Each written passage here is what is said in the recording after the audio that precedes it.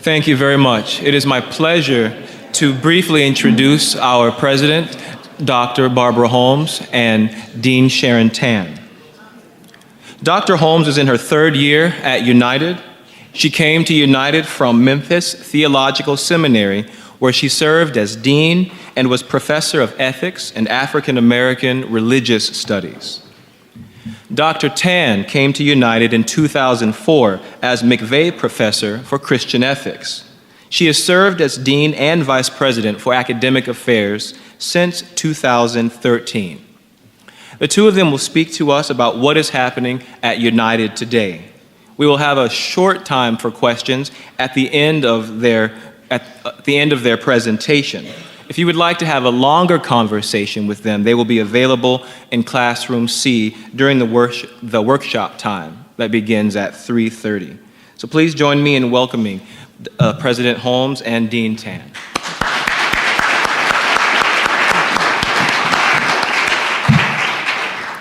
On July 1st, I will enter my fourth year as president of this fine institution.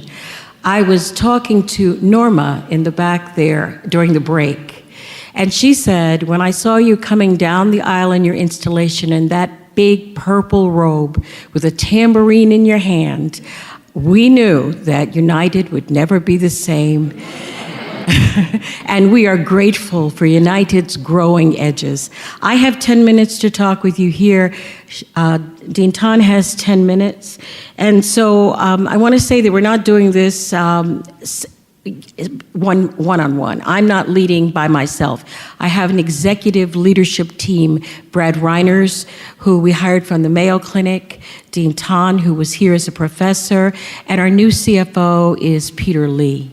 So we are running the organization in a team fashion. We have Michelle Tourneau, who is an assistant dean, with Paul Capitz, who's an assistant dean. So this is a team effort. All of the changes that have occurred that are bringing United toward the future are occurring because we're working together. So everything is changing, but it's deeply rooted in everything that was. And I want to ground this conversation briefly in the work of Robert Moss. He wrote a book called The Black Butterfly, An Invitation to Radical Awareness. And he says this: how can we measure the new?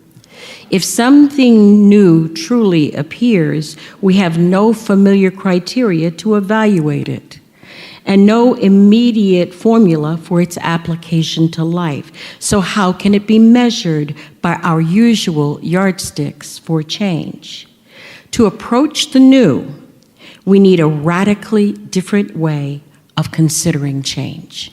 And that's what we've done here at United. So everything is new and everything is the same. Our central mission is still to educate people for ministry, ordained ministry, lay ministry, community ministry. The majority of our students are still enrolled in the MDiv program. However, their ministry may look different than it has in years past.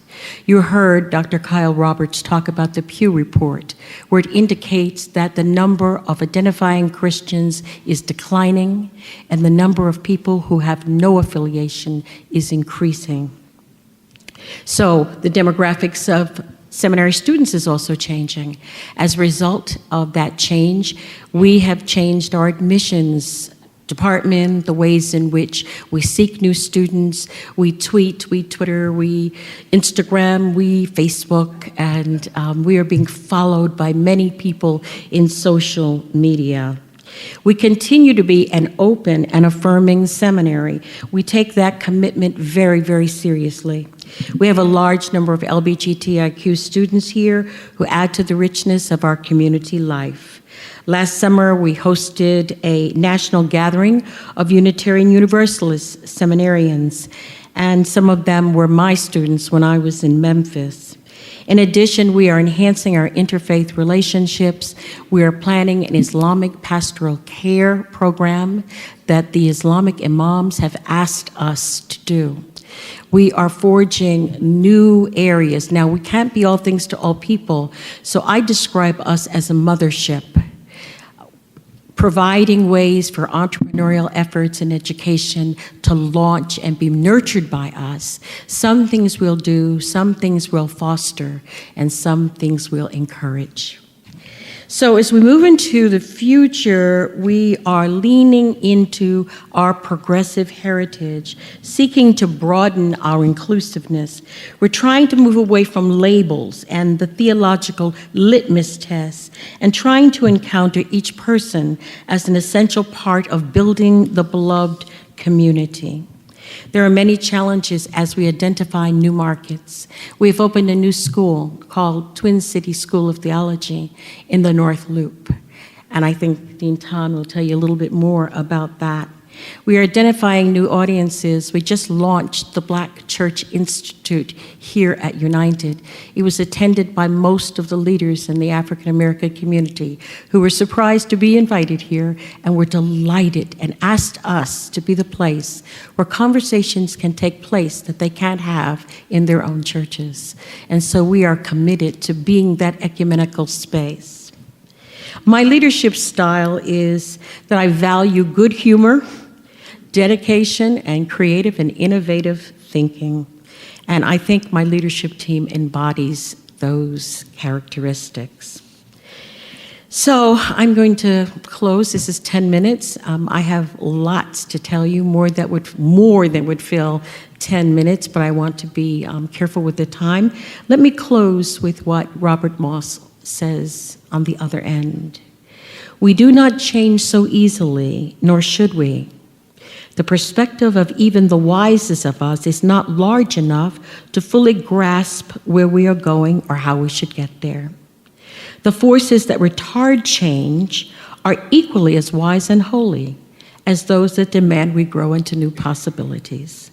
Facing the intrinsic mystery and grace of fundamental change, we are moved to shed our naivete and arrogance about getting there on our own terms. And so here at United, we are charting a pathway toward the future, trying to measure the ineffable and prayerfully taking prudent risks toward a future that we can only glimpse. We trust the foundation laid by faithful founders, and we trust the leading of the Spirit. The morale of the community is very good. We have just passed a balanced budget. We will no longer be taking extra draws from the endowment. We are expecting a class of 100 students in the fall. The future looks bright.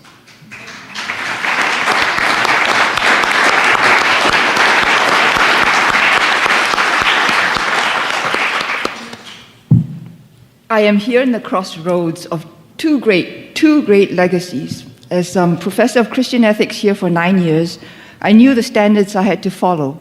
The greats Jim Nelson for some 30 years, and more recently, Rosetta Ross. As Dean of United at the end of my second year now, the greats before me included Louis Gunnerman, Clyde Steckel, Wilson Yates, and Rich Weiss. Each of these have shaped United and have also shaped me directly and indirectly. By the way, my ethics professor at Emory was John Gunnerman, who was Louis Gunnerman's son. With so many shoes to fill, I feel like another Southeast Asian woman you might know, Imelda Marcos. I approached the question of being here as an ethicist, asking in the words and spirit of someone who was mentioned, H.R. Niebuhr, what is God doing in the world? And how will I respond to join God in what God is doing? In other words, what is the good news here? The most recent Pew studies that have also been mentioned show that mainline Protestant Christians in North America are declining. The groups that are growing are minorities, the non-affiliated, and the non-Christian religious adherents. The evangelicals are declining slightly in percentage, but have grown in absolute numbers. This is the world around United, around each of us. And as Jesus said, go into the world and spread the good news. All those are the people I also want to tell the good news to, and most assuredly, without losing our traditional base, because, as we know, we still need the good news. So, what is the good news that United has to share? One word or one phrase? Accepting. Justice.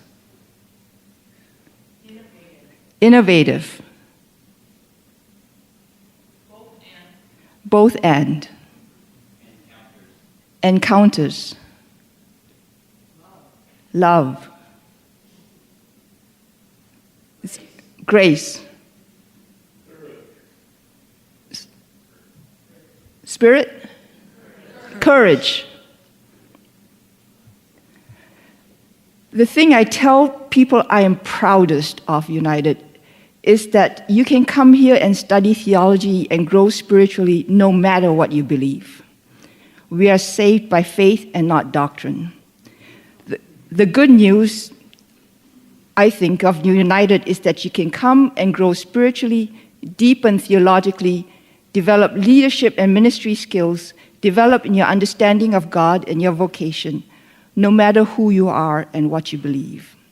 United has always been willing to take a risk on people out of the box. You know the Neil Diamond song, "They Come to America Today." United has always welcomed the theologically seeking, the theologically questioning, the theologically oppressed, and the theological refugees. Anyone can come to United. That's how we all got here. It is this firm commitment at United to be theologically hospitable that undergirds our inclusion in our plans for the future, the non-Christian, the non-affiliated, including post-liberals and post-evangelicals, those without a denomination now that they have left whatever they left in the past. We have started an interfaith chaplaincy program and are actively trying to reach non-Christians, especially Muslims, for our pastoral care program. We started the Twin Cities School of Theology for the non-affiliated and post-evangelicals who want to study theology as an academic subject or as part of a bivocational vision for their lives. We opened an extension site in downtown Minneapolis, which houses the Twin Cities School of Theology and also provides a base for doing theology or ministry in urban settings and offering continuing education to professionals. We are saving the world one beehive at a time. Really, actually, one bee at a time because we are harvesting our honey sustainably. We are also creating community where we are, here in New Brighton, through our bread oven, through our art and theology offerings, through our jazz and theology initiative. And we are still in the work of social transformation, Twin Cities metro-wide. And we are also providing good news to some who need it the most, seminarians. The uncontroverted facts are that seminarians graduate with a whole lot of debt. It is expensive to go to school. It is expensive to live while going to school. It's expensive to commute or to move in order to go to school. And then, at the end of it, the pay for a minister is not that great. Our curriculum was 10 years old. Some seminaries require a review every 5 years to see if their curriculum is still current.